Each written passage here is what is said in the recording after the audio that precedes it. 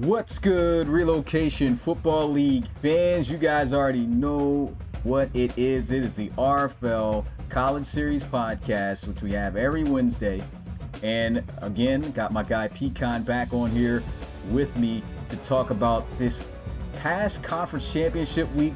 We're going to go through the bowl games as well, the new top 25, what the shakeup is. I know everyone already knows the top 4 teams that are in the playoffs now, but what are those bowl games going to be? When are they going to be played? All that's going to be talked about here. Should not be too long of a podcast, to be honest, guys.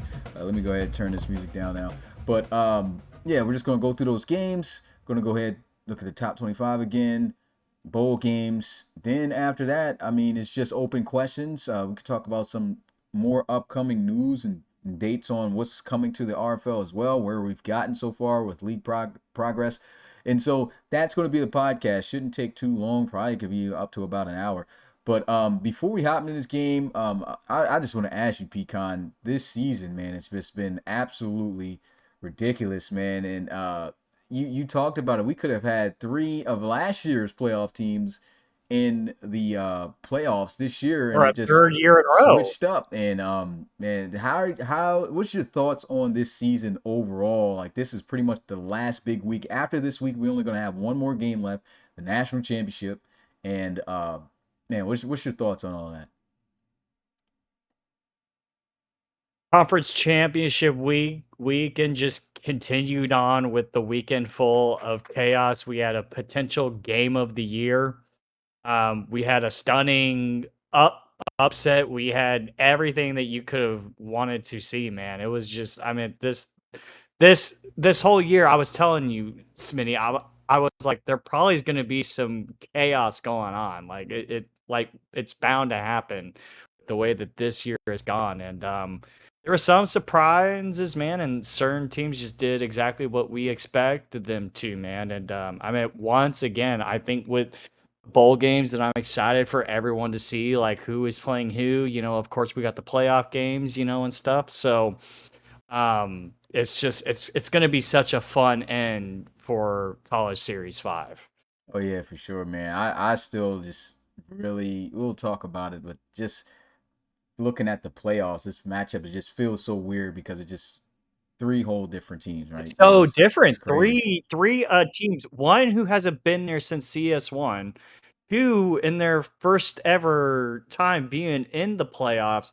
And of course, one we'll get to them, but one who Who's is still already off hanging with around. 2 You guys can't get championships. rid of them. You can't get rid of them. All right, So so no graphics here for the recaps here, guys, but I do have the League Lobster page up. Just didn't have the time to get to those. Let me go ahead and boom, bring it up. So we started off the bowl games with this matchup right here. Somebody just hit me. Okay, it's one of my. With this matchup right here, not the bowl game. We start off the conference championships with the ACC championship between Clemson and Miami. Last time these guys played, Clemson got the best of them, 20-17. It was a close game. And these guys always have a good matchup when they meet each other. And you brought it up. This game pretty much, well, I'll have to say Pat really brought this up. You brought up there was 3-3, yeah, but Pat was just like, hey, this is game 7, right? game Pretty much just 7. like the NBA. Clemson and Miami, man, 3-3 heading into this matchup, and Clemson with the tiebreaker, man, winning it. In a huge fashion, man, 39-3. I was not expecting this. I thought this game would be much Oh, closer.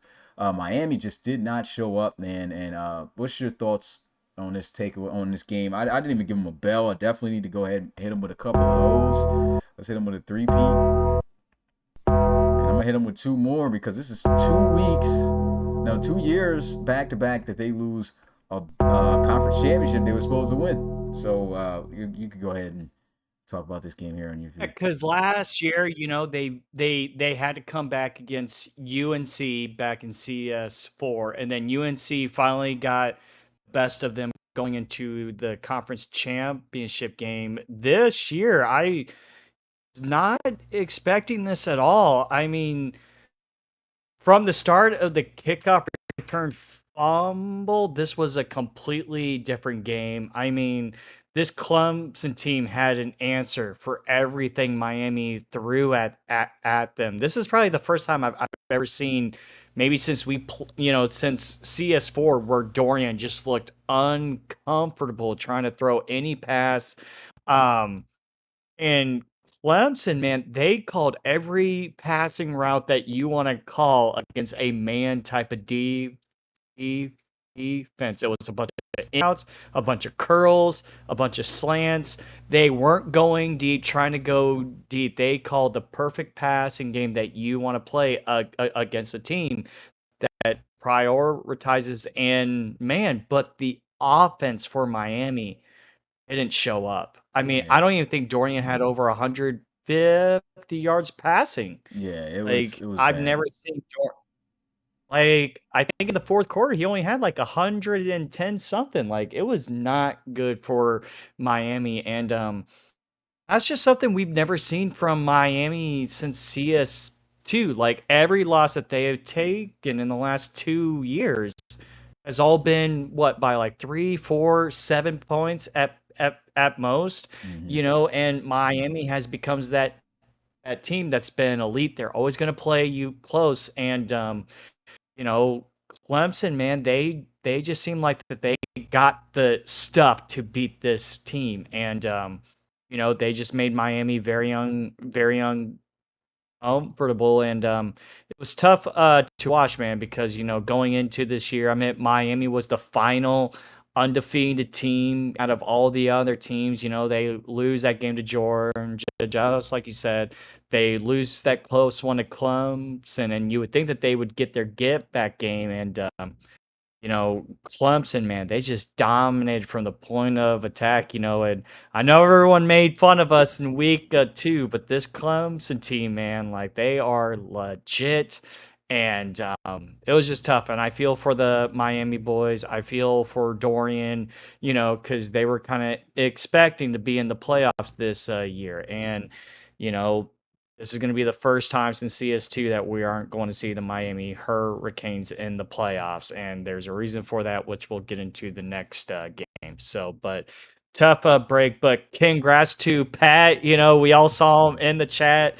He was Yeah, singing I every single lyric from the Clemson theme song, and he earned it, man. Because they went 5-7 last year in CS4. They had a really down a year.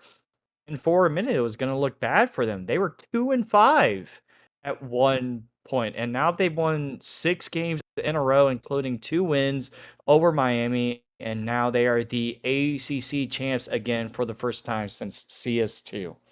Yeah, just absolutely an absolutely incredible performance by Clemson. Gotta play the bell again for Miami. I mean, this was a win and you're in situation, but it just seems like that repeat for the third consecutive year for Miami, right? I mean, they're looking good, they're looking good. Then when it gets towards the end, everything just breaks down. This time it got to the absolute worst, to the point where they're not even going to a postseason this time after going there 2 years and getting eliminated in the first round by Ohio State. And man, to get done in this fashion, got to give them one more bell for that. I mean, no one was expecting And that. no one saw it. No one. I mean, when I thought if Clemson was going to win this game, it was going to be close again, and it was rough. Yeah. It was rough. Yeah, so the second game was the Big 12 Conference Championship game, and this right here was definitely Game Conference of the year. Championship game of Woo! the week, and like you said, could be in contentions for Game of the Year. Man, Baylor getting it done over Oklahoma. Final score 42-38. 80 total points scored in this game, man. It was just an absolute war, a great shootout, a Big 12 Conference Championship game. You just see high amounts of points being put up in this conference just in general. And man, you can't talk about this game without talking about the star of it, which was Jordan Granger having the best quarterback game in RFL College Series history, being 92% completing, didn't miss an entire pass since that turnaround play where Colo Ransom forced the fumble to where Rodney Goins picked it That up. And changed bro, everything. ever since that, the dude didn't miss a single pass the entire game, completing 31 consecutive passes. Never been done in the RFL or the pro level, and 6 touchdown passes. And even with that performance, still just barely able to notch Oklahoma. This was a game where it was just like, if he even made one mistake, they would have lost. And the guy literally made none. And they ended up beating Oklahoma on a blown coverage, pretty much, where they just left Shamir Williams wide open in the back of the end zone at the worst time. But I mean, either way, I mean, there's no excuse for allowing Granger to really be able to dot you up like that. And like I said, of course, they weren't really allowing it. If you look at those 31 completions, consecutive completions, right? A lot of those throws were really tough passes to make. If we want to talk Yeah, about the those 100, weren't just like gimmies. Yeah. yeah, if we want to talk about the best quarterback performance in terms of completions in RFL history was Dre Crowell when he went 24 of 24. The first player to ever go 100% in an entire game. He made a few tough throws in that game, but not as many as Jordan had to make for 31 straight. That's even more than what Dre did. Even though he didn't complete every pass, he only missed 3 out of 38 passes. So that is just ridiculous. The throws, the catches, like his receivers are coming up big, but like the ball placement all throughout this game, this was the best quarterback game that we've seen and at the college level in the college series. And rightfully so, to punch Baylor into their first ever playoff appearance. And of course, we already know the sad news about these guys not returning for next year in CS6 due to them not being in the recent up-to-date mod. So there's no better way to go out than to actually finally make yourself, take yourself to that next level to compete for a national championship. But they beat the Sooners and get their revenge. This was a double whammy for Baylor, also for Baylor also, because Miami, even though they lost in such embarrassing fashion, if Oklahoma won this game, Miami was going to get in the playoffs again. Baylor We're said, "Oh going to be no." back. Yeah. Miami ended up beating Baylor the last game of the season, which really put them on a hot seat, right? And then they beat Oklahoma for the get back and knocked Miami out the playoffs, and now they're competing for a national championship. Man, just absolutely incredible game. What do you want to say about this game, man? I mean, this is just, like I said, one of the best RFL classics of all time. Bro, it was honestly one of the greatest games. There was so much hype going into this game too because there was a lot of talking on both Yeah. sides. A lot of talking on both sides. If you were there, you know. So there was just already so much hype going into this game. It's like, all right, it's put up or shut up time. And you know, as much as I am going to talk about the Baylor Bears here soon, first I do want to give credit to Avery Rhodes and the game that he played. Definitely. Nothing he did was wrong in this game. Avery Rhodes played also a game like the best game of his career. The defense on his part, you know, Joe Carter and them just did not help him out. But props to Avery Rhodes for playing the way that he did because he also helped Jordan Granger. It lit a fire under Jordan Granger as well. You heard, you know, oh, you guys, oh, he's a fake leader and everything. And he took all of those words, man, you know, and he just punted the OU defense in the head like he's Randy Orton, you know. And Shout out to Randy. you know, like you know, the man just, you know, he was a assassin this whole entire game. Simmons and Shamir, they played great. Um and I just got to give them like a lot of credit because I talked a lot about them, how, you know, how they talked a lot. You know, they talked a lot going into this year. And let's be honest, Baylor going into this year hasn't really accomplished anything. Yes, you won a Big 12 title back in CS2, but you haven't made a playoff yet. Anytime we have seen Baylor on really the biggest stages in their Big 12 games, they haven't shown up. And this was finally the time for them to show up, and they did. And Jordan Granger, I mean, yes, you could say Javier threw 8 touchdown passes, but he wasn't perfect that whole entire game either. I think he had like a pick, a six, like 2 picks in that game. Mm-hmm. I do agree that Jordan Granger may have played the greatest quarterback performance we have ever seen in the college series. And just got to give the Baylor boys and all of them their credit, man, because they showed up tonight. Jordan Granger, he's my vote for the Mackey Award, which is our version of the Heis of men. I mean, he played amazing, and so did Shamir. All of Michael them did, and got to give Simmons. credit to Colo Kim. Ransom. I mean, because this game for a minute looked dire. Like it looked dire because Yeah. they were down 14-0, and OU had the ball in it, and they were in actually Baylor territory when the fumble happened, and it was almost the end of the half, and you like started to like think, oh, it's gonna be like the week 11 game, oh, and you're just gonna roll over these boys, but nope. Little Ransom and Rodney Goins, Mr. AI said, nope, we ain't Mr. doing any AI. of that.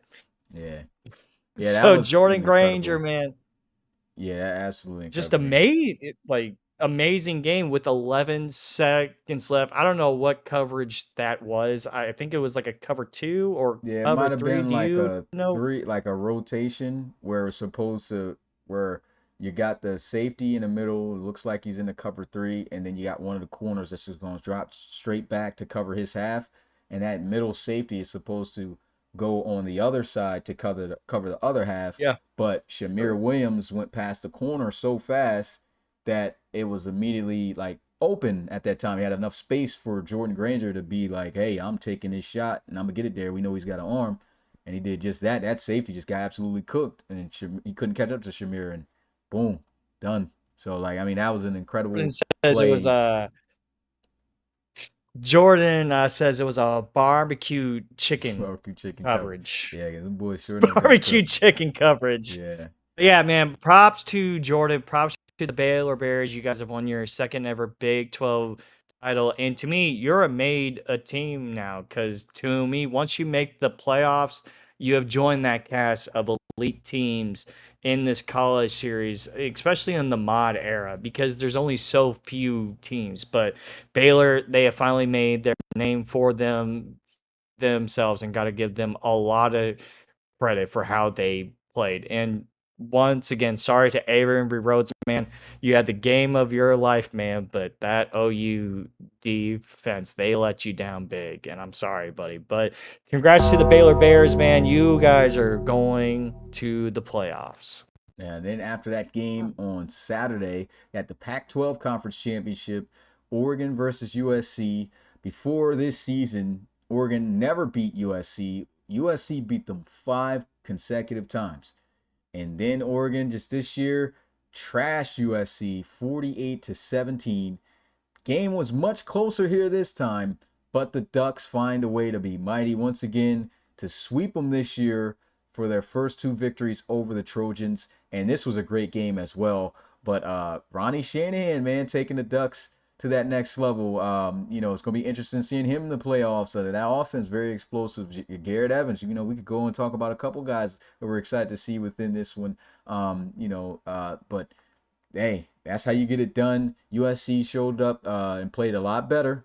Didn't come out here and just get crapped on like that last time, but still fell short. 33-27, the final score. What's your takeaways from this game?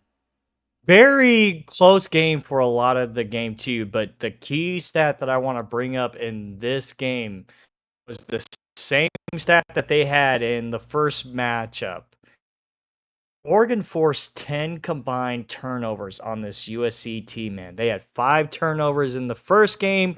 They had 5 turnovers in this game. So I said at the beginning of this year when we looked at the Pac-12 and how are we grading it, to me, man, it felt like the year of the Ducks. It finally felt like this was the time that Ronnie Football, he got a bunch of guys, Faulkner, is his name Black? I'm like trying to mix the No, two it's guys from Faulkner, yeah. whoever. Number Yeah, 83 is Faulkner Faulkner. and Sebastian Black. Sebastian Black, yes. Sebastian Black Trayshawn Thomas grabbed. was making some good plays too. And dude, you had one of the coolest line, Lane John Bell, who played like a legend Bell. I thought that was cool the way you I said always be throwing in that little the other night. punchlines. You know, I'll be like, some people get it, Bro, I sometimes they thought don't. that was cool. And I was like, that's a cool line there, man. Mm. But man, I mean, it was close though. It was a very close fourth quarter until that pick six happened. When that pick six happened, it was a done deal for the Ducks there, man. Now, they made it interesting when they missed the field goal at Yeah. the end of the game and USC had a chance, but it still felt like the Ducks were supposed to win this game. And a big win and you're in, man. This is the first time since CS1 that USC will not be in the playoffs as well. We have gotten used to USC always being there, from CS2 to CS3, CS4, and this year we will finally not be seeing USC in the playoffs. And Oregon, they win their first ever conference title. And you know what, man? A lot of props to Chris Clark, man, because that running back, they had that guy Carr last year, but he was more of like a bruiser back, like more like get you 4 yards and maybe a cloud of dust. Once they added Clark to this team, man, I really do believe that Clark was the missing link that this offense needed for them to succeed and get to that next level. And yeah, man, Oregon Ducks, you guys are going to the playoffs. Now you guys got 2 wins over the USC Trojans, and get to have Ronnie football in the playoffs, which is what we wanted to see. So I'm excited. And really quick bounce back. What a good year for Cinco Cardenas, though. I Yeah. mean, he had 2 tough years I'm gonna give him for a the bell and a Clemson Tigers. RIP though for this game though, because he did Yes. cost him in this one. Like, he was playing Yes, he pretty did good cost throughout, them. but the times he threw the interceptions was just at the worst times, especially that pick six. Like, that The really pick sucked six, that for was him in pretty this much game. the nail in the coffin. So yes, he did cost him this game here, but I still got to give him credit for the way that he has played this year because a lot of questions going into this year. Okay, Cinco, you're not at Clemson anymore. Was it really the Clemson Tigers or was it you? And I don't think it was really like on him. I think the Clemson offense is just I mean, Up and we down. saw it in the Mm, first yeah. half. Yeah. So, but for him to succeed the way that he did, yes, they're not in the playoffs, but congrats to the Oregon Ducks though for the year that they had, and they're now in the playoffs. So Yeah, huge win for the Ducks. Getting to our second to last game, Penn State versus Ohio State. This game kind of shocked me for how low scoring it was. I mean, 19-7. It was good defense. game should have been more. Yeah, Penn State did a good job though defensively, but like once they scored that one touchdown, that was it. Like they couldn't do anything. Ohio State's defense is here. They've gotten hot They at the chose the right right time to time arrive because this is at the the right moment where if time. this defense continues to play like this, easily these guys could be hoisting up their third national championship. And it was just pretty much a defensive war. You saw some explosive plays from time to time, but like, man, it was just straight up defensive. Not really too much to say here because I mean, at the end of the day, Ohio State was going to make it regardless since Miami lost. And then Penn State, these guys. I mean, we saw their fall off. Well, we did expect them to be better to actually play kind of like they did in the first half. And I think they did that. I think the defense at least did the offense.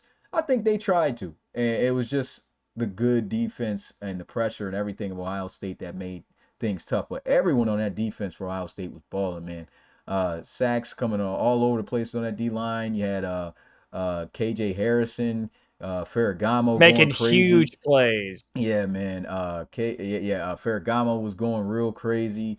You saw Shackelford in there. You saw the entire line. Even Seth Brewer got a sack out there for his bro. Like it was like the whole defense was just rocking, man, and rightfully so. They win the Big Ten championship once again, 19-7. What you want to say about this victory here for you Buckeyes? Especially after that week 5 game. In that week 5 game, for those first 4 games, we have been saying it. This defense, they aren't getting to the quarterback. And Sean Clifford ate them alive Yeah. at very first matchup. We couldn't get any sacks, couldn't get anything going, and he ate us up alive. And it was a whole different story in this game because we were saying that was the issue, is that they couldn't get to the cornerback. In the last 4 or 5 weeks, this defensive line has completely changed, and it has helped when you got guys who are staying active and putting their reloads in to help build their guys. And we have been seeing that of how much that can help you, a player that isn't kind of taking over. But I mean, this score line, it looks close, but if you watch the game, this game felt like a blowout. Like, it, to me, it felt like a blowout. It felt like Ohio State left too many points on the board. They had 2 turnovers in the red zone. Dylan, I know you're the Fumbles Karate was Kid, but crazy, you man. can't go Aiden Smith on us, dude, when you start to run. You got to be like Ralph, The you second got to be fumble, like, well, his third technically, I understood that one because he was at the line, like at the one, and he just the bigger guy was just like, yo, I'm gonna run through this guy. Like if I was playing quarterback, even if I fumbled twice, yeah. I would have tried to do that because I mean I'm right at the one full speed with no contact yet. I'm just thinking I'm I gonna was the run one that through. I think he was trying to like Yeah, he dive was just for, trying to right? run through, Yeah. and he just lost it. The other time, he was doing too much, buddy, because you were caught at like the 3 to 4 yard line. And this is just what you. I've never seen a college series quarterback like his, Someone like brought it up the just other day. He just was do like, "Does whatever he anybody wants. throw like this?" Yeah, it's almost as if he And doesn't I've never care. Like seen he's that. carelessly just trying things out all the time on the field. The way he throws the ball, like this animation has been in the game forever. And there's Right. not been any quarterback to utilize it as much as he does Oh, or try to you make see the throws he Ronnie does do is it? crazy. Do you see Tyon do it? Do you see Jordan do You can it? I talk mean, about any quarterback from any era in the college any series. Like quarterback. nobody has I've never watched the thrown the college ball like series the that. last 3 years. Yeah. Dylan is the only one who's going out there, hi-yah, Yeah, like but he's just definitely like got the going out Karate there. Kid name. Like he probably won't do that in the pros. I'm pretty sure he won't. No, Whenever his no. his time. But like, On yeah, this mod, it's just stuck. Like once Zeke said it, I was like, dude, it's perfect. yeah. Yeah. So shout out to Zeke for Because coining that name. dude, he really did. But once again, dude, Ferragamo, Brewer, a lot of folks feel like, and I was talking to Brock about this because I know Brock gets a lot of hype and stuff, but Ferragamo is being slept on. He's been a big key on stepping up in the shoes of a former top 10 pick in David Leathers, man. And he has stepped up big time, and he's just been a dog, and you saw it in this past game. Anything that Penn State tried, Ferragamo was there. And but got to give props to Brewer, Wyatt Harris, and the Shackelford. Shout They out were to all over them. Euro Wimbush too. He was going. He had that one long run with that nasty juke move to the outside. That was fire. Like kid was cutting up. We already know you guys don't utilize them that much in terms of like the run game from time to Which time. is weird compared But to last year. yeah, but Yeah. when you do, the kid goes off. So man, shout out to him. He had himself a game. I think he still was able to break over 100 yards in that. So like that was a great game. But we get to the final game to recap, and this was a conference championship game of the week, and it lived up to its hype, man. I still wouldn't put it over Oklahoma and Baylor for this week, but No, it was that one was definitely the the better. second best Yeah. one. 27-24, LSU does it. First time going back to the college series since CS1, college series playoffs since CS1, and that was way back in the Geno Gannon era. And it's crazy how the college series was first built off of that initial rivalry between Marquise Washington and Geno Gannon, right? And then you see this game kind of had its ties even back then.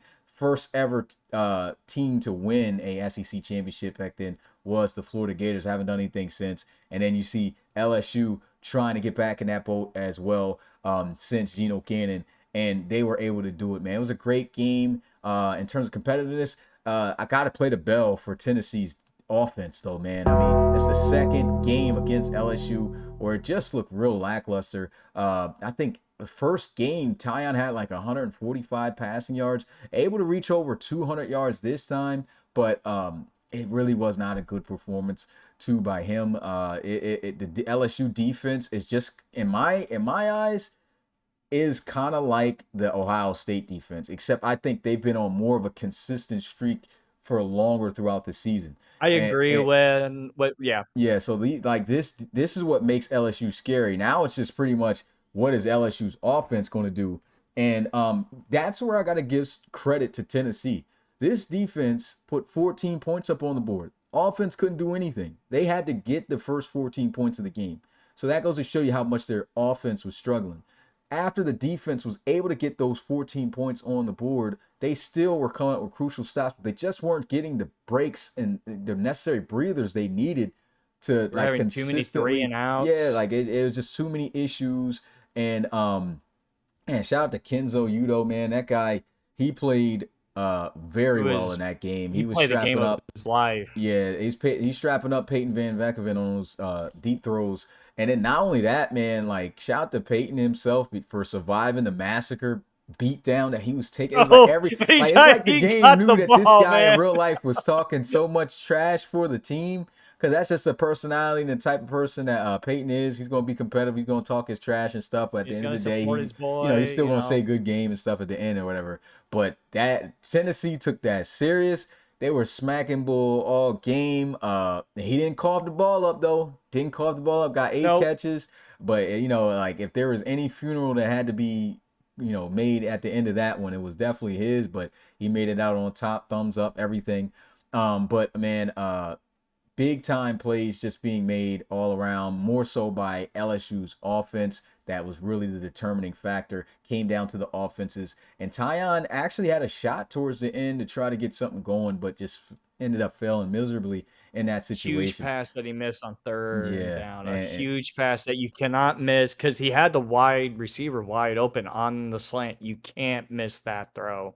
Yeah, you got to make that throw, man. And both guys were – I got to give a shout-out to Aiden Seminole as well because throughout the season, if you've watched LSU games, he completed a lot of throws that he was consistently missing throughout the season. Like that one touchdown he had on the slant back of the end zone, he missed that throw more than any throw throughout the year. Yeah. Like, I mean, a lot. He probably had 5 touchdowns off the board this season that he could have had with easy slant completions over the middle. Didn't miss that, and he was just on fire connecting with his guys, just targeting the ball all over the place. You had Van Veckeveen making plays. You had Demarius Posey out there making some big plays. He had a crazy catch. Emery had a big play in this John game. Emery was running a little bit. Yeah. And then let me see. I feel like I missed. Oh yeah, Vince Monroe. He had 2 touchdowns against him the first game. Turned up 2 touchdowns this game.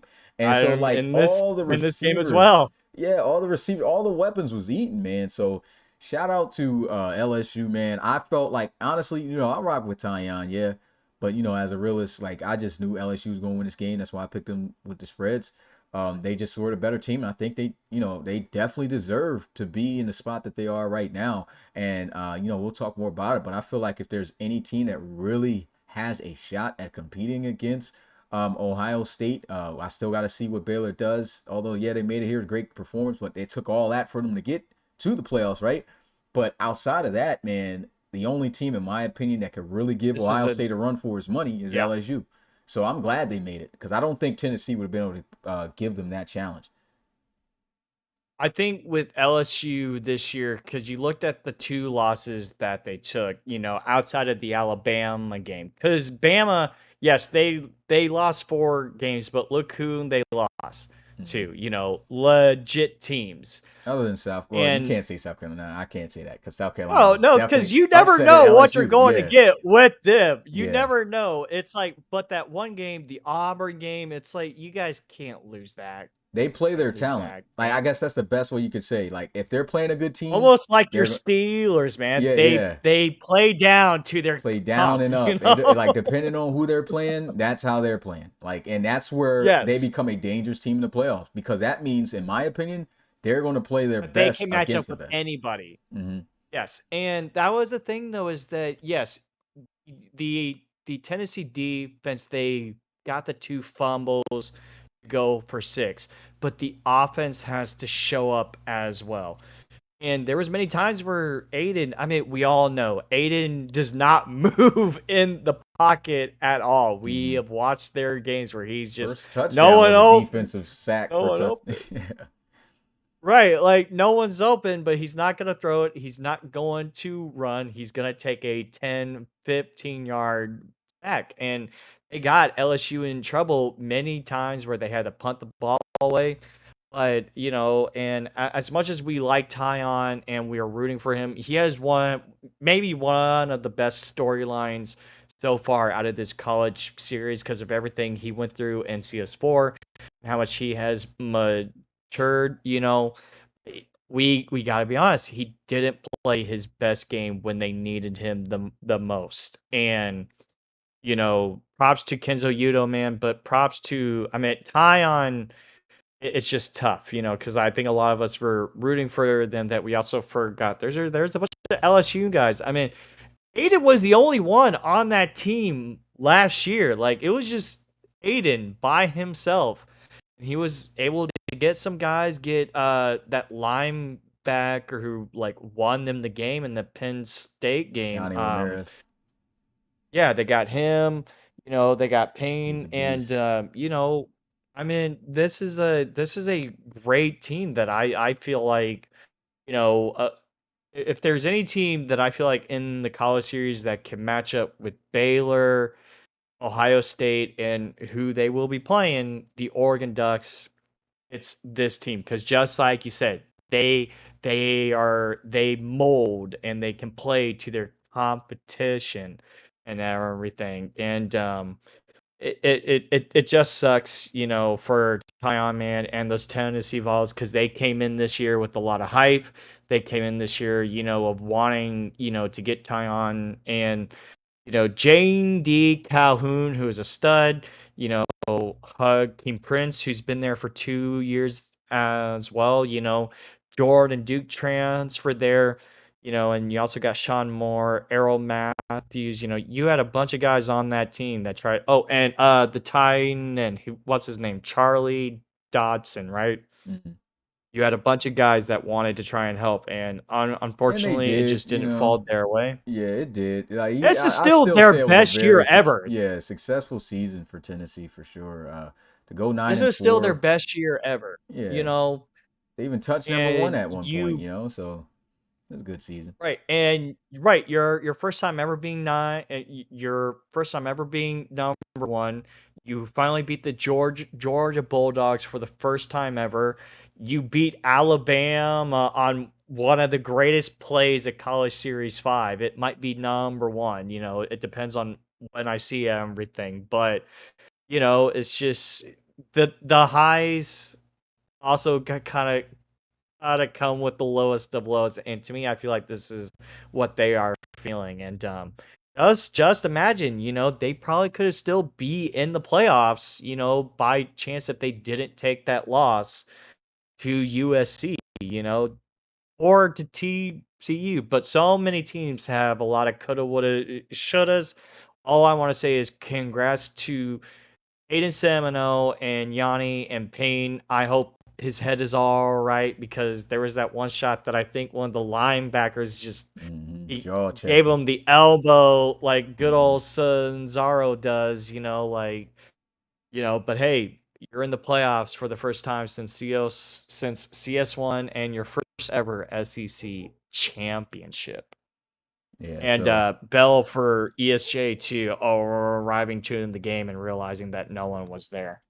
well, took the wrong plane ticket. But yeah, that was an amazing conference championship week. Other than that first game, at Clemson, Miami, I mean, everything else was very Even our competitive for us. game, Yeah, even because our Penn game State wasn't looked like they even. were in it for a minute too, but they just never got to Yeah, score again. But yeah, that's it for the game recaps, man.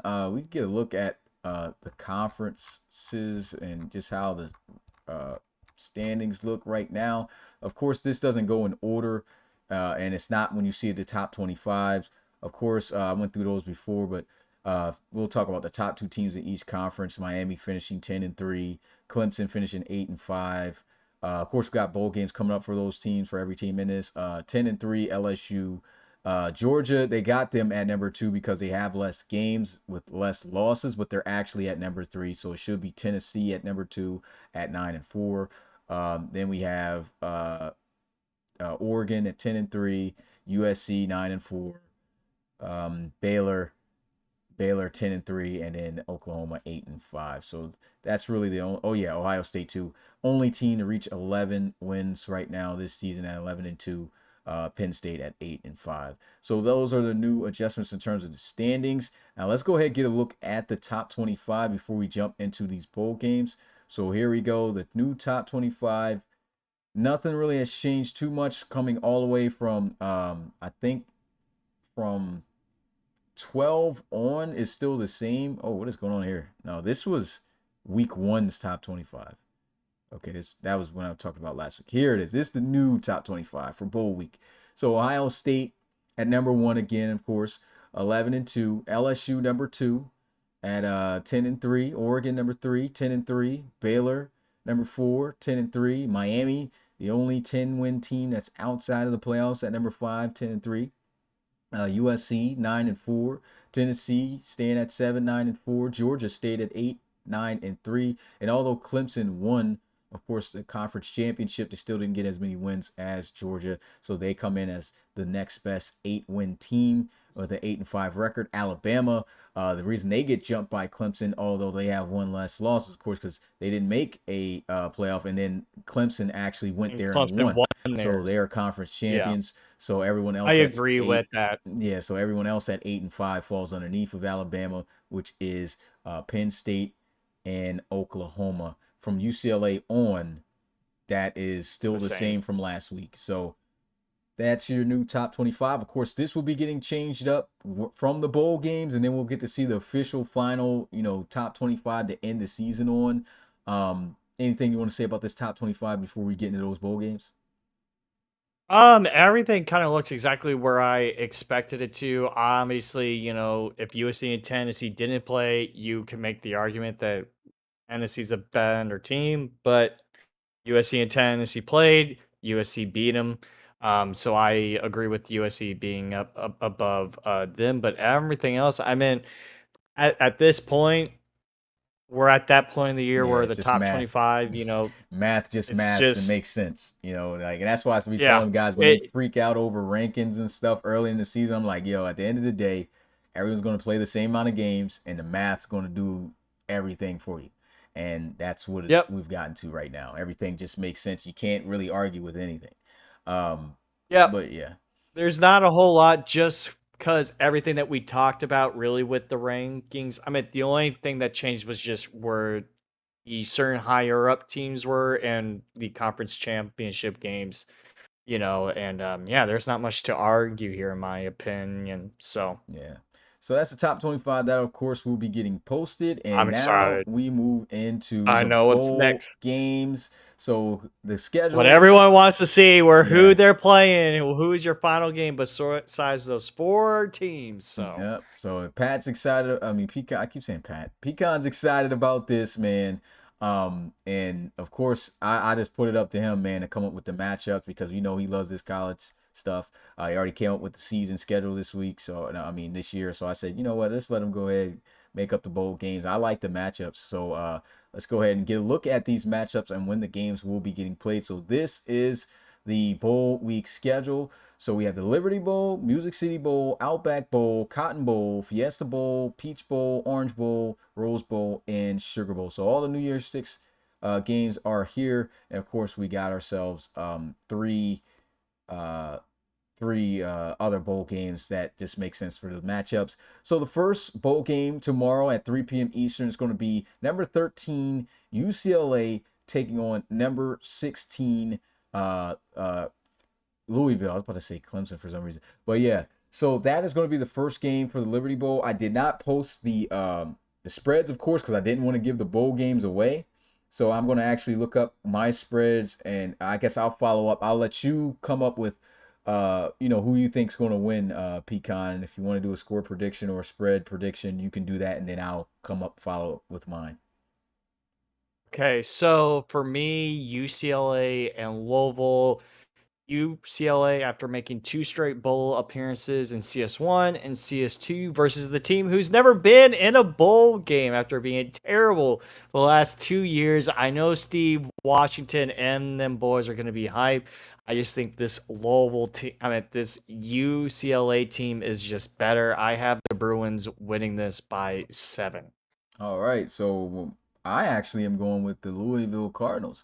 I feel like, Really? oh yeah, Okay. although UCLA it has definitely shown to be a really good team this year, I just feel like Louisville actually has better talent, low key, and I feel that DTR, although he's been impressive this year, he has a lot of moments He in has which his he shake. moments. Yeah, and so I feel Yeah. like when he plays this Louisville team, the defense is actually at times pretty solid, and if Cunningham is on his game, even when he's not, like they got Steve Washington to rely on. If they can run Steve Washington, Reno Hightower and these receivers on the outside can make some plays, I feel they win, and I think they do win. And so I got them with a low spread of 1.5. So I expect them to win by Okay. 2 or more points.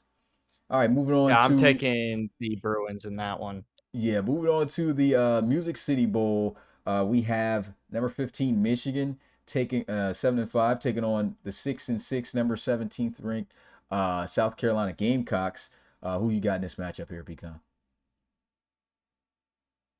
Smitty. You won't even pick on them to win a game. Oh my goodness. I don't think I have once.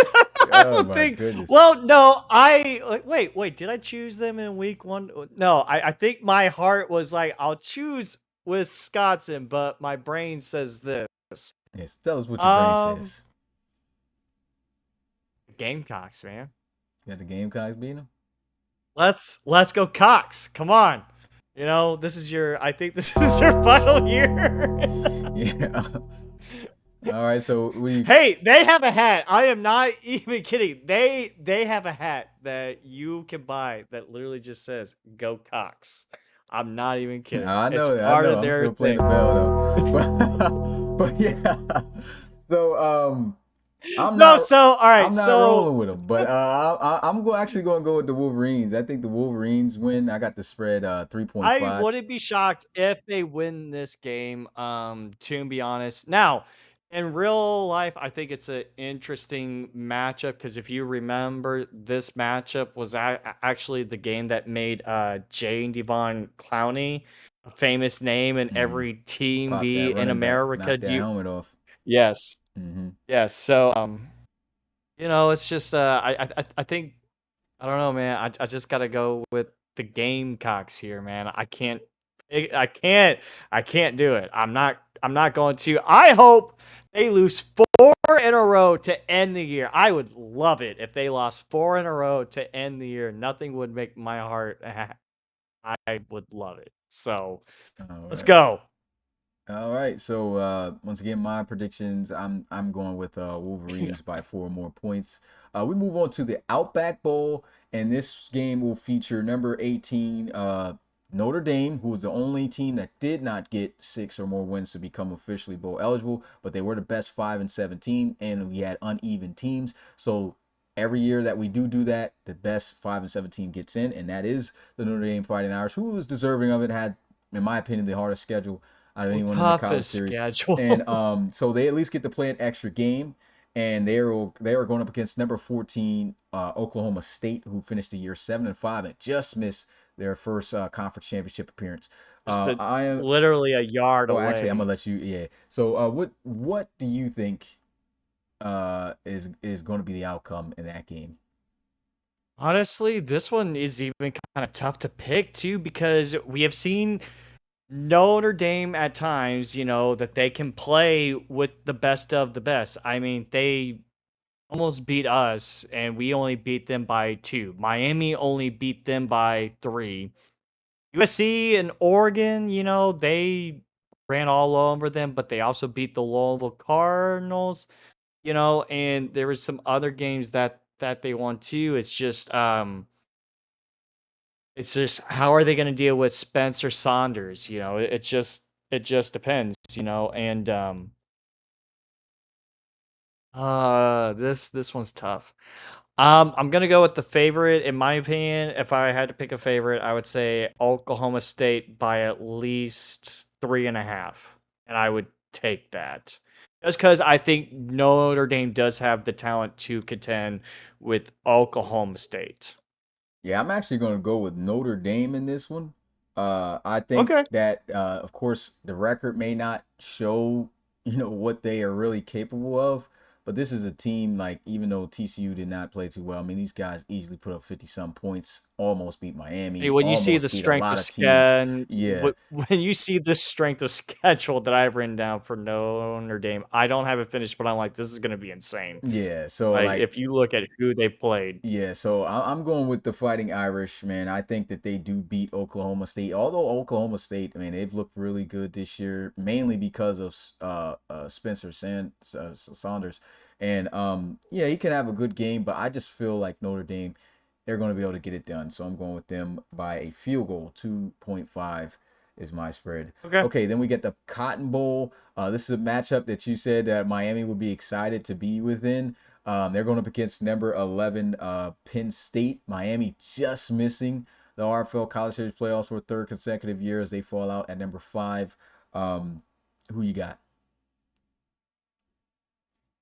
Oregon is playing against his former team, Yeah. the Penn State Nittany Lions. What a storyline for Dorian's final game where he gets to play against his former team who, he left this school. I think this is a great storyline. They are going to be playing in Dallas for their final game. I don't know, man. With the way that Miami has looked and the way that Penn State has looked, it's just it. Yeah. I mean, of course, common sense says go with Miami by 7. Um, and my brain is also telling me to go Miami by 7. I have the Miami Hurricanes and Dorian showing out, winning by 14 or more. I think Dorian and these boys are gonna blow them out. All right. If you thought that, I don't understand why you set the matchup. So now, but to be I'm just honest, kidding. yeah, No, okay. No, what one of the main reasons though is that to me, I feel like Penn State heart wise, I feel like that's how it could go. And I think Penn State has one of those teams that if they're on, they're on. And if you watch a lot of the routes that they throw, they play a lot of slants and a lot of curls. Like they kind of run a passing tree that is a man zone, like a man type of coverage team they can have trouble with. So it's mainly my emotions and rooting for Dorian and rooting for the Miami boys. I mean, Savage could be declaring into this draft. Elijah Walker could be declaring into this draft. So, like me, it's like I want to see Miami beat these boys by a lot, but I wouldn't be shocked if Penn State actually keeps this close and maybe upsets them. But I think Miami wins this game by 7. yeah, I'm going with Miami as well, but kind of the same sentiment that you brought up before. Miami has been shaky, right? Penn State is a game, like you said, if they're on, they're on. I'm still going with the They're on, Hurricanes right? by 4 or more points with a 3.5 spread, because even against Ohio State, although they still lost by 12 points, Their they defense did is pretty very good. much Yeah, slept and so on. the offense of Miami is what I'm a little bit concerned about. If they come out looking anything like they did in that conference championship game, Penn State wins this game. And so I I think that agree. this is going to be a really good matchup due to that, because it's like you can't definitively say, hey, Miami's going to win this. So Yeah. and like you said, it also pays homage to for Dorian to get back at his old school to try to see if they could get that win. So it's going to be interesting to see. Penn State has the emotional side too. That's like, hey, you left us for somebody better because you wanted to be in the playoffs. Yep, didn't make it. You're Now you not got to in the see us. playoff. Yeah, so that's a Yep. good storyline. It's a good storyline to watch out. Yeah. So So the next game on the 4th of this month, 3 p.m. I think this is Eastern. a fun This is going to matchup. be a great match. I think this is where the matchups all get pretty fire. Number 10 Alabama taking on number 12 Oklahoma in the Fiesta Bowl. This is definitely going to be a great matchup. Both teams got 8 wins on the end of the season. Oklahoma making it to their conference championship and of course falling just short after performance of a lifetime by Granger. Who you got in this one? Like all of these the rest of the way are going to be kind of tough to pick. I haven't really given much thought in who I would actually pick to win. Um, I feel like Rose and them want to bounce back on the performance that they had in this game. I know Joe Carter, Austin Saunders, Dylan Lewis. I know they are not happy about that performance. Logan Goldsberry is not Jordan Granger. We all know that. But then again, you don't know what Logan Goldsberry you're going to get in the college series. You just don't know whether he's going to manage the game well or he's going to have like the South Carolina game where he's completely bad. Or then the USC game last year in the national, I mean, not the in the playoff game, he plays a great style of play. I would probably take Alabama here, and I would probably take them by maybe less than 3. I think it's close. I think Alabama wins this game close, if All I'm right. being honest. I I think too they have the talent that's better than OU. I too am going to go with the Crimson Tide, man. I got them by 4, 3.5 spread. Yeah, OU looked pretty good against Baylor, but to me, Baylor, like you said, they kind of had question marks this year, and they had to have a perfect game just to pull off that win by Jordan Granger. Bama, although they lost their 4 games, I think They're they were still just super very talented. unlucky Yeah. because you South Carolina game they just flat out won them, beat them fair and They square. are a The Hail Ohio Mary State away from game, being in the conference yeah, title yeah. So game.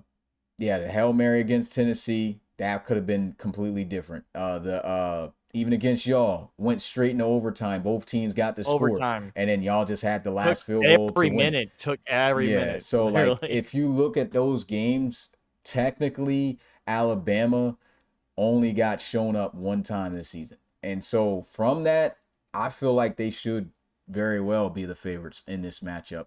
I So I'm agree. going with the Yeah. Crimson Tide on that one. The Peach Bowl following this game to close out. What day is that? Because this is Thursday, Friday. Okay, this is Saturday night, 8 p.m. Oh, this is the final Saturday night Georgia. game. Yeah, it's Saturday night. Georgia taking on USC. That's another great matchup. Who you got? Georgia, you gotta show us some because the last thing that's still on our minds is a 21-14 loss to Yeah. a 4-8 UNC team. You guys had everything ready for you guys. Now you finally get a chance to play against a USC team who's very distraught, very saddened. They're not going to be in the playoffs for a 4th year in a row. Kind of thinking back of when Seco Cardenas played against the school 2 years ago, because he did not play a great game against the CS3 Georgia team when he was on the Clemson Tigers. But these are 2 completely different teams now, and especially for him, he's on a brand new team. A matchup that I want to see is what's the receiver's name for USC? Grant, DZ Yeah. Grant. Yeah. Ajon John Grant. Grant. That's his handle name.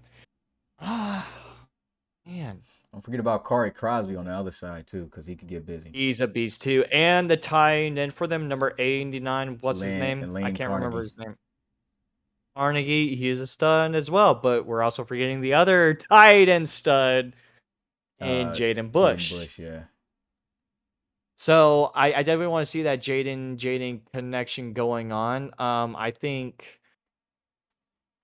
Georgia is the better team overall than USC. You know what? I'm gonna go against the grain here, and I'm gonna say USC upsets Bulldogs 27-24.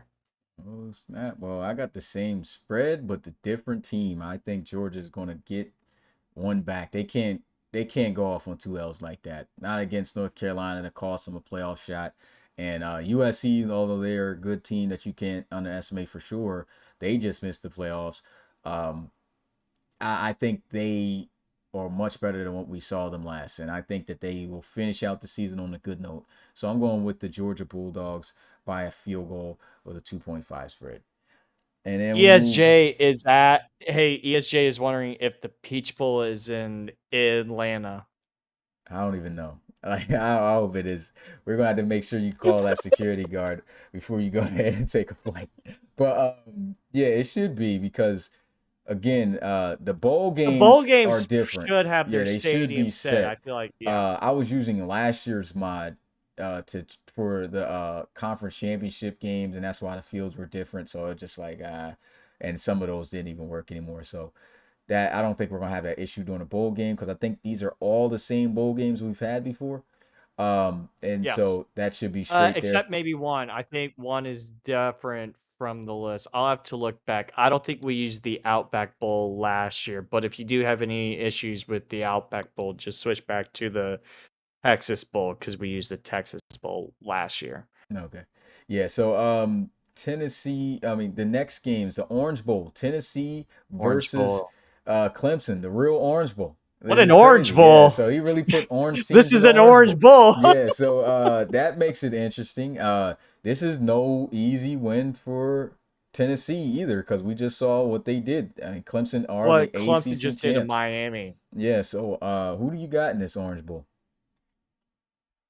Especially with the way that Tyon and them. My brain's kind of wanting to go pick the Clemson Tigers in this game. Like, my heart is wanting Tyon and these boys to win. I'm rooting for them. Tyon is on some sad boy hours with his AI photos, man. Like, It was you crazy want that you bring Tyon. that up. I literally just messaged one of my boys on Instagram that looked exactly like the AI generated player. I sent it to him. I said, "I kid do you not, bro. One of my players in my league just created an AI generated player that looks just like you." I wish I could show my phone on the screen right now just to show the response and the message. He said, "Yo, that player looked more like me than me." So like that was crazy, man. It was crazy. Dude, Homeboy I'm definitely rooting for sick. Tyon.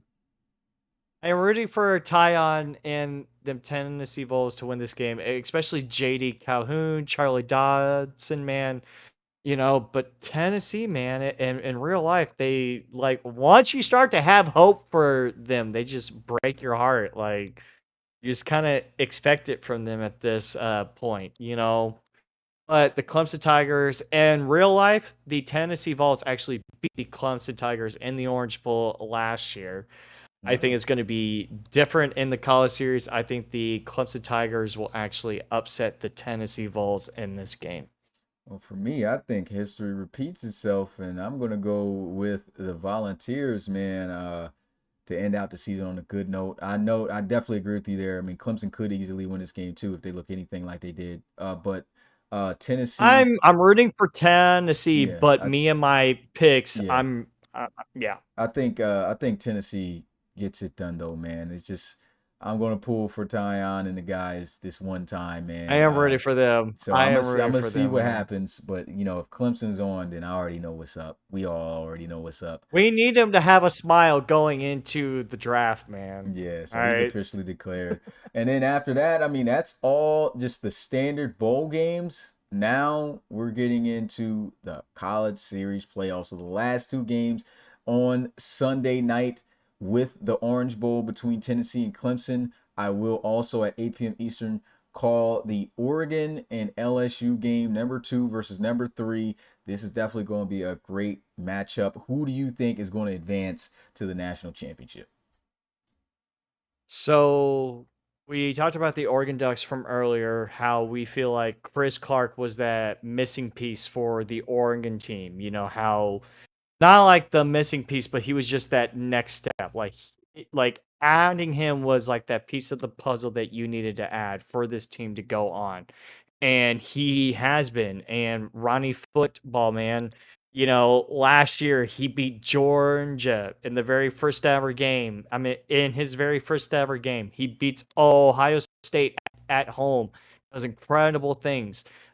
Sebastian Black, Donovan Faulkner, Garrett Evans. I mean, this Oregon team has a lot of talent.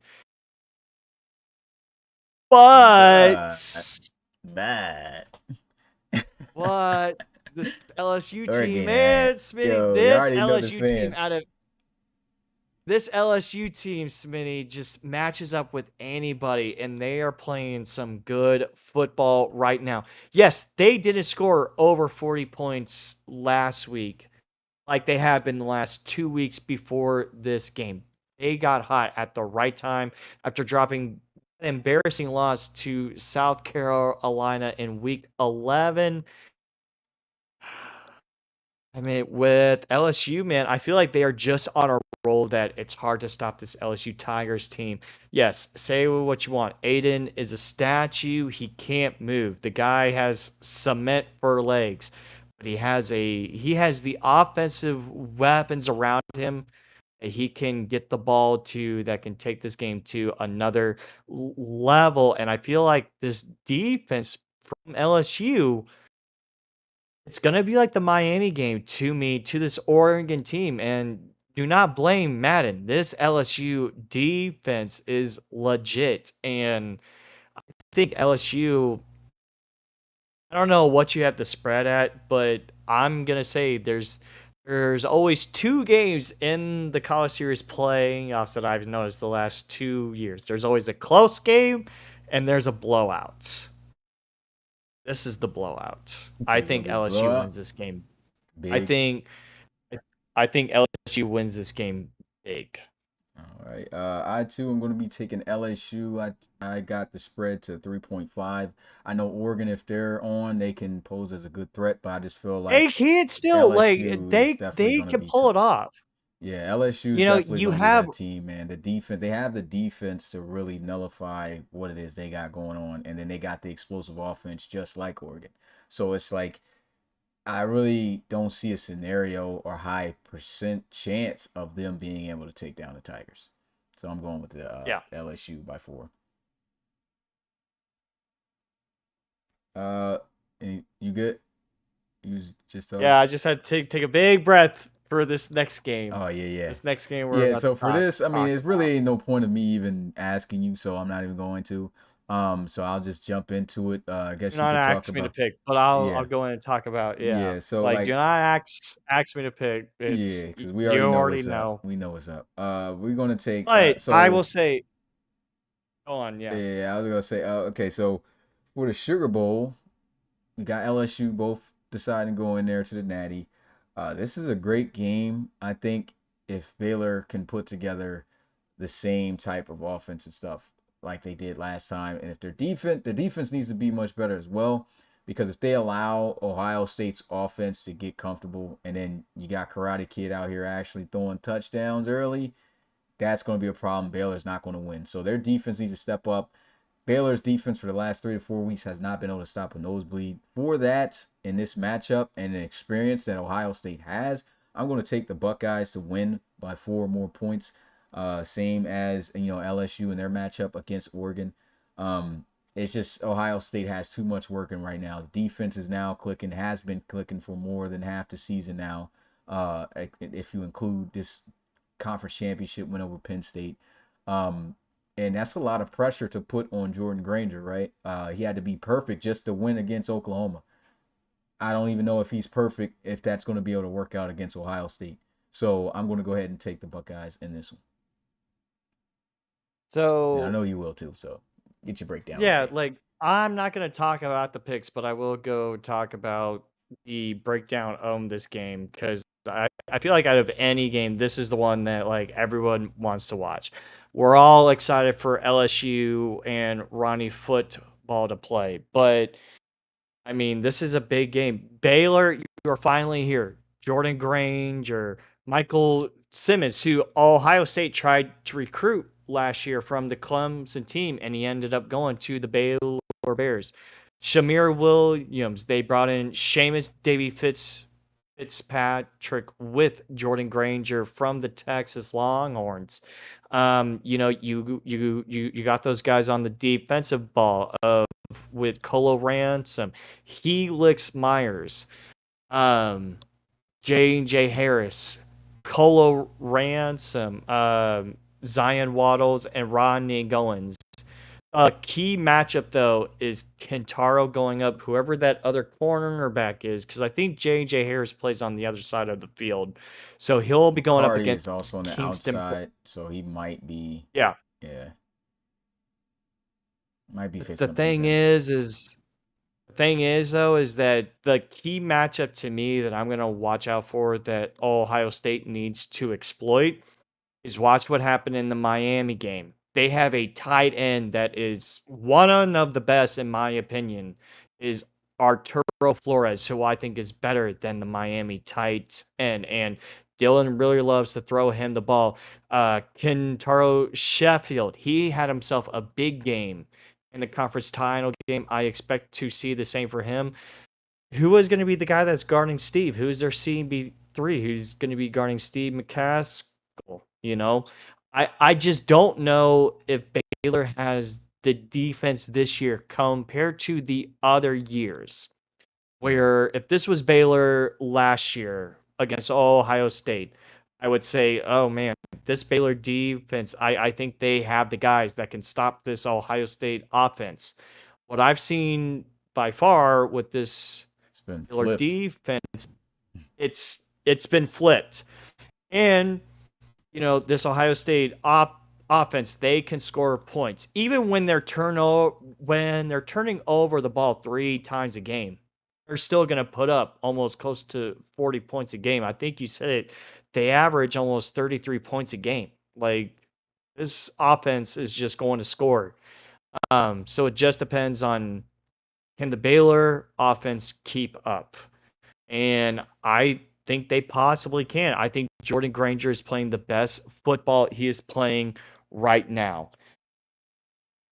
It's just, what is he going to do? Because to me, I would still take our defense over the OU defense. But this Ohio State defense just played the best game that they have played all year. And this is going to be a tough test for the Baylor offense. Warrendale Mack, he's going to go up against Michael Simmons. He hasn't been a world beater, but KJ Harrison at the free safety spot, he was a big part of the reason why they won that game a week ago. And you got Michael Simmons going up against Wardell Mack. You got Shamir Williams going up against Xavier Spriggs, who also declared for the draft. I'm excited, man, because I think we already know that the views for this game is going to be huge. Baylor, you're finally in it for the first time in the College Series playoff, and just like I was telling Ron Goins, to be the man, you got to beat the man. And if you beat the man, nothing but respect to the Baylor boys. But hey, these Buckeyes, man, they have a legacy that they want to keep on going. I've already had some guys message me that I talked to here in the RFL, man. They're like, y'all are close to Alabama levels. We are getting sick of y'all, man. We are tired of we are Nobody's trying to sick see a and tired three-peat. of y'all, man. Nobody trying to see a three-peat. We Pete. I'm are tired of the Buckeyes, man. I said, bro, I got $20 on whoever knocked these guys out, man. $20. right. Three So it's championships. just I don't know if that could be done again. That's going to be wild. right. And, but even if Ohio State does lose, it's very impressive of what Ohio State has done. And if Baylor wins, this is the biggest win that they will ever have in their school's history. And they will deserve that respect among the elite teams like the Miami, like Georgia, like Alabama, all of those teams that we talk up and say are the best of the best. If Baylor goes out there and win, they deserve to be included in that talk.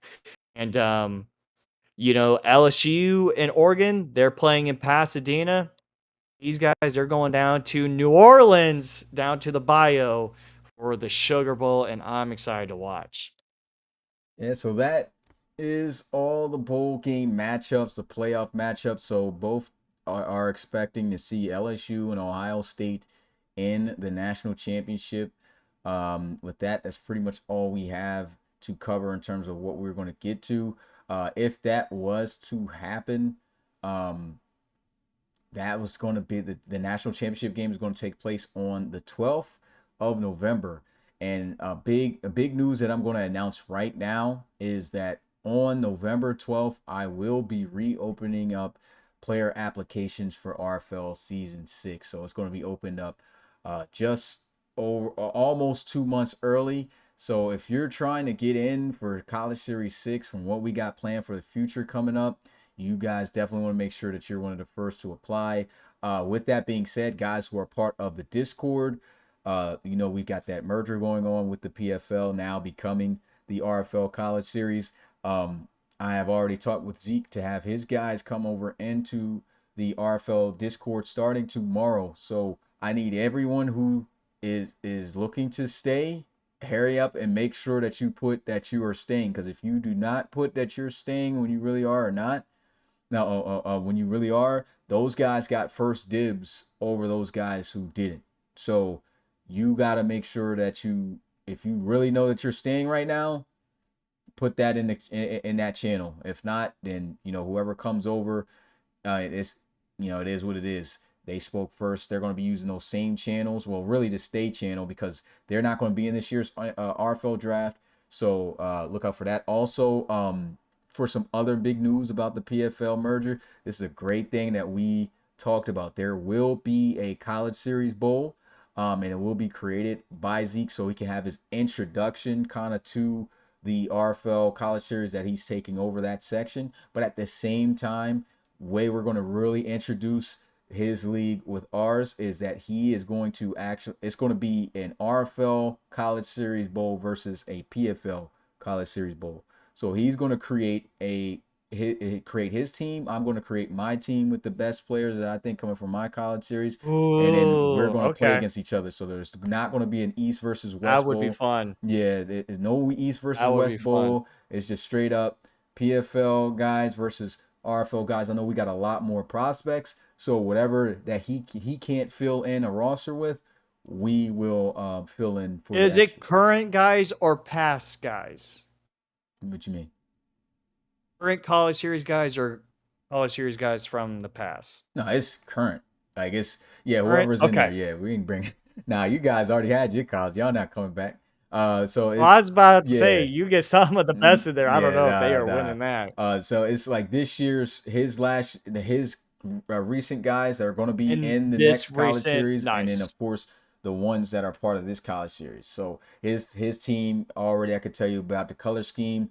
Pretty much is going to go based off of the color schemes of both leagues. So when he had the PFL rolling, It's just like a it was a purple purple and and yellow. yellow. So he'll have purple and yellow Yeah. set of uniforms, and then the RFL college series side will have a red, white, and blue that matches our scheme. So that's what we got going, man. It's gonna be less guys though entering this all-star game, and I will be choosing whoever I feel is the best guys based off of statistics. All right. Well, not all the way based off of statistics. Whoever I feel Even at the moment generics, right? deserving to be there. Yeah, even generic. So college series user. Well, you know Who are what? you boys about to get salty? Yeah, some of you guys, it depends. I think I might actually have it since he didn't really rock generics.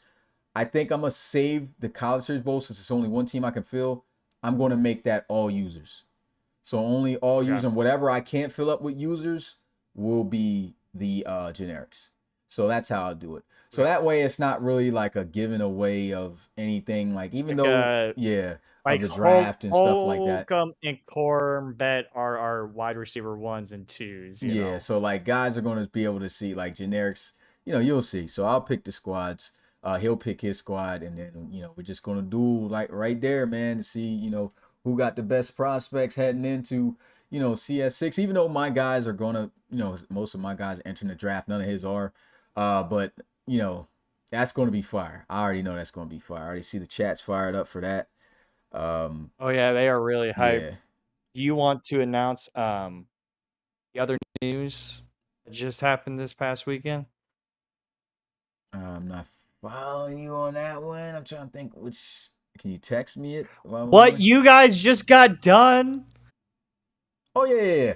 Oh, we got finished the RFL teams, man. So all the RFL teams rosters are completely finished. So like we're done. We're just doing the final little check throughs where it's just the checking out the contracts, make sure those are right, make sure everyone who's supposed to be on the team is on the right team. And then, of course, if there's any extras, because we were splitting the two files, we want to make sure that none of these rookies are on two teams at the same time, because we noticed that.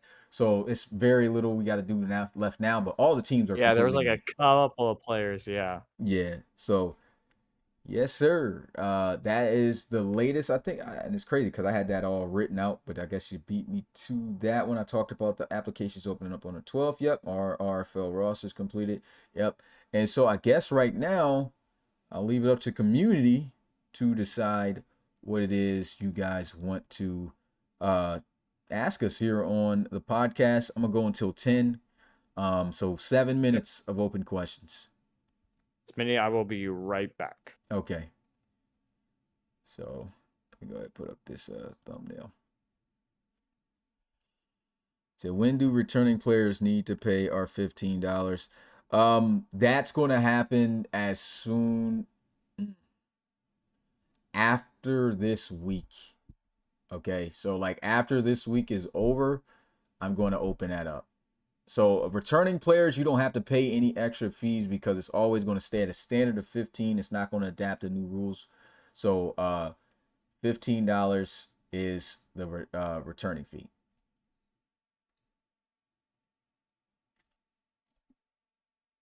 Said Marshall's jersey. Oh no, you'll see those soon enough.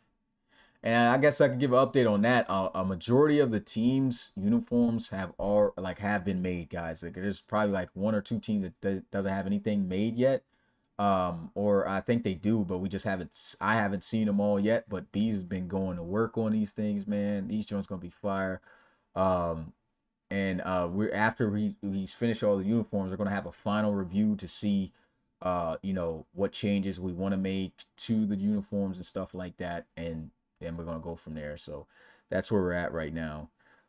So season 9 full customization is a full go, man. Like I'm telling you, the mod, the way it looks, all this stuff right now is crazy, dude. I can't wait till y'all see what's coming for season 9. It's gonna be a ton of fire content coming, bro, after the RFL College Series. That's all I can tell you guys.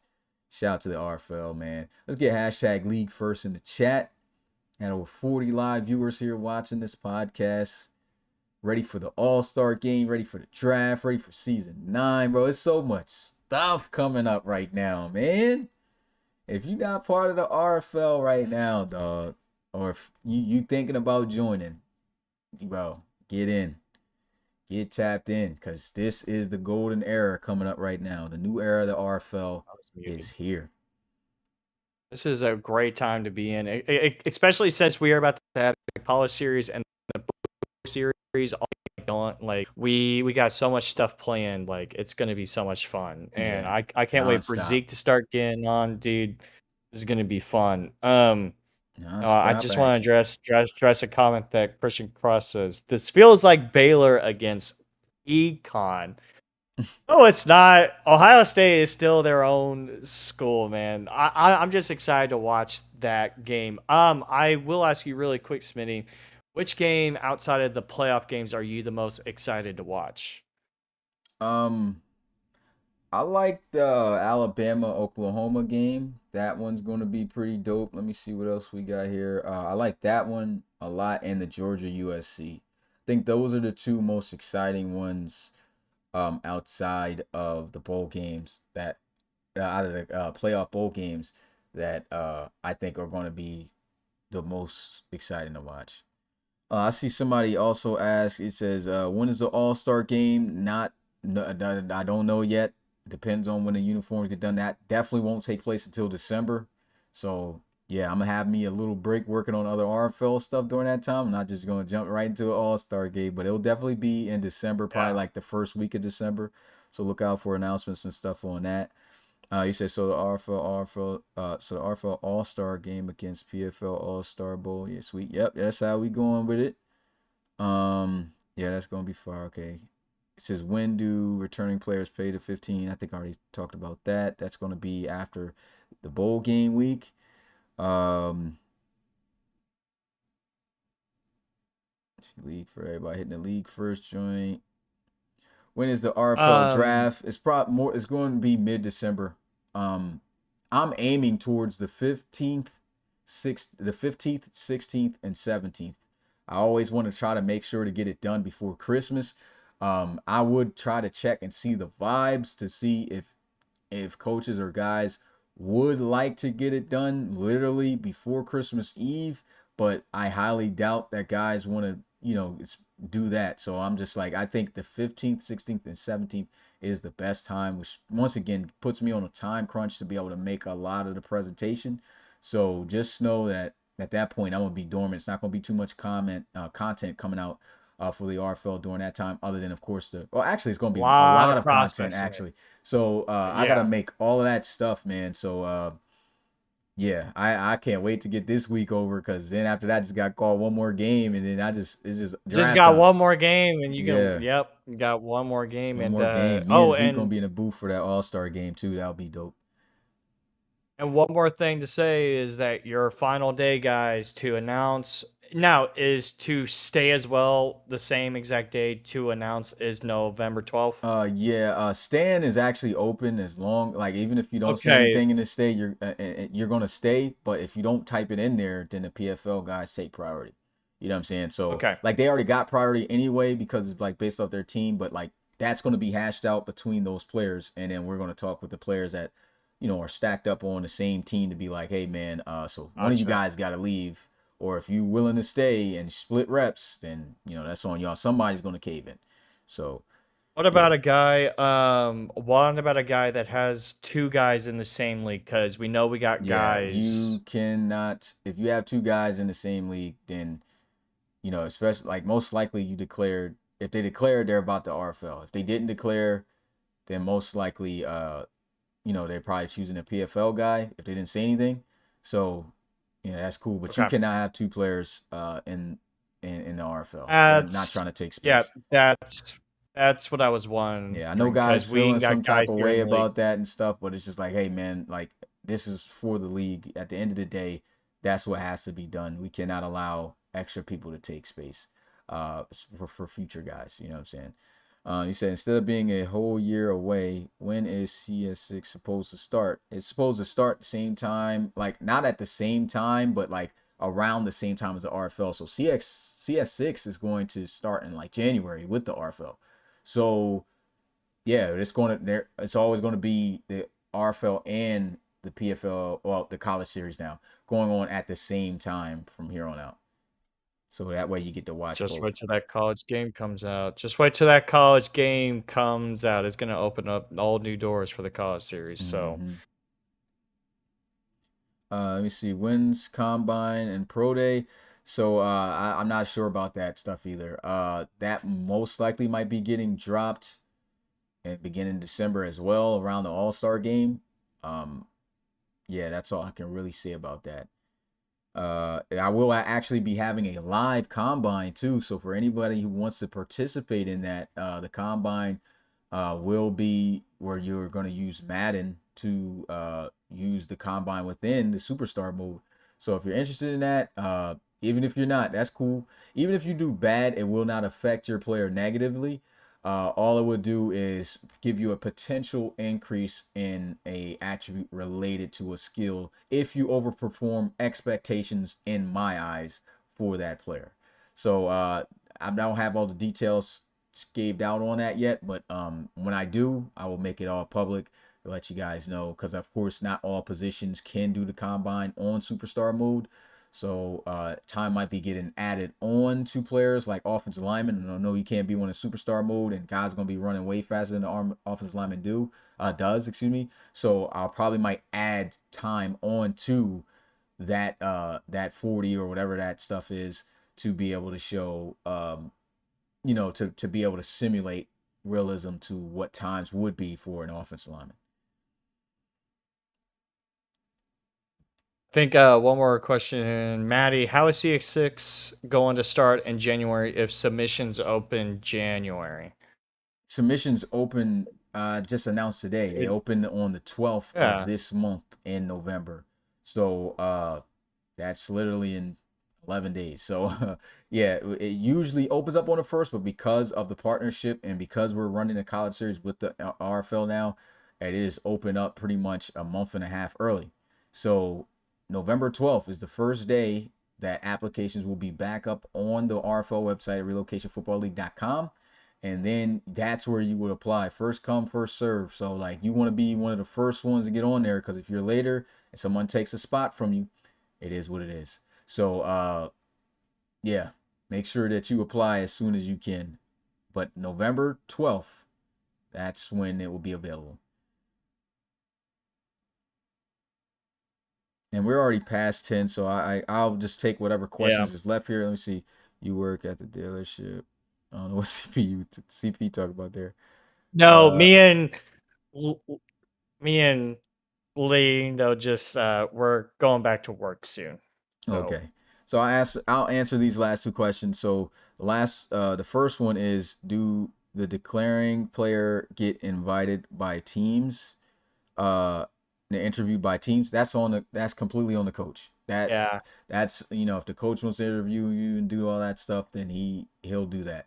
Other than that, no, you just enter the draft and figure out where you go. That's pretty much how it rolls.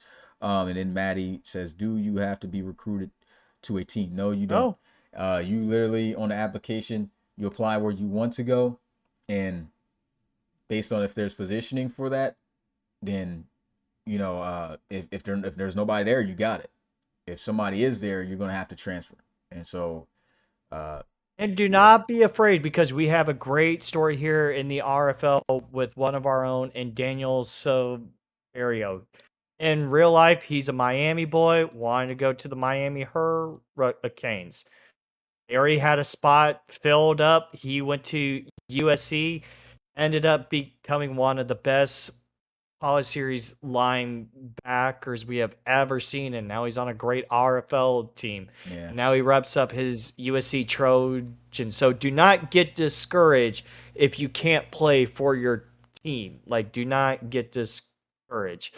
I don't think Tyler Bishop has anything to worry about. But, if you were going to a school, do not get discouraged if you have to move on from a team just because someone was there first. Because we have seen other stories be great as well, just like I said, with the Severio story. So, yeah, and this guy made it to the playoffs both times too, and the national championship back in CS3. So, great storylines and all that. But that's going to be it for the RFL College Series playoffs, man. Podcast, excuse me. Playoffs do start this week, though. So we got the playoffs games start tomorrow, man. With that being said, it's your boy Smitty, RFL commissioner and play-by-play commentator. I'll see you guys tomorrow at 3 p.m. and 8 p.m. for the bowl games. Last little look here to show you guys what those matchups are again. Here we go. Liberty Bowl, UCLA versus Louisville. I keep getting these guys confused for some reason. That's at 3, and at 8 p.m. Eastern, Michigan versus South Carolina in the Music City Bowl. With that being said, I'll see you guys then. It's your boy Smitty along with Pecan. We're out. Peace.